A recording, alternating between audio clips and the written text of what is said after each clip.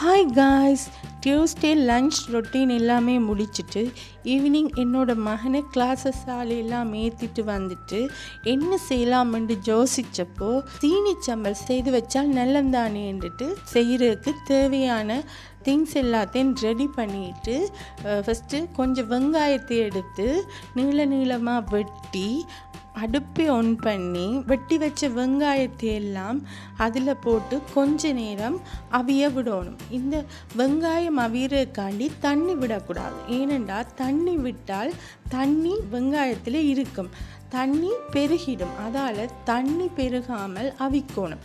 அவிச்சதுக்கு பிறகு தேவையான அளவு உப்பு, கரைச்சி வச்ச புளி ரெண்டையும் விட்டுட்டு திருப்பவும் கொஞ்ச நேரம் அவிக்கணும். அவிச்ச பிறகு கடையில எல்லாம் கேட்டால் தருவாங்களே அந்த வறுக்காத சம்பல் தூள், அதையும் தேவையான அளவு போட்டுட்டு வாசனைக்காக கிராம்பு, கருவா, தேவையென்றால் கருவேப்பமிலை கூட போட்டுக்கொள்ளலாம். அதுக்கு பிறகு ஒரு 2 minutes வதக்கணும். வதக்கின பிறகு தேவையான அளவு சீனியையும் போட்டு வதக்கணும். வதக்கின பிறகு அந்த சீனியெல்லாம் கரைஞ்சி ஒரு சட்டியில் ஒரு ஒட்டாத பருவமாக வரும்.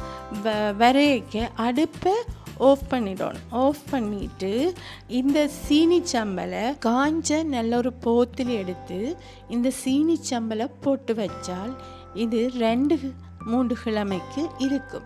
இந்த சீனி சம்பலை நீங்கள் என்ன சாப்பாட்டோடையும் சாப்பிடலாம். அதாவது பான், அப்பம், மற்றது ரொட்டி எல்லாத்தோடையும் பரிமாறுறதுக்கு ஒரு நல்ல சம்பலாக இருக்குது. அதால் நாங்கள் இன்றைக்கு பான் எடுத்துருக்கிறோம்.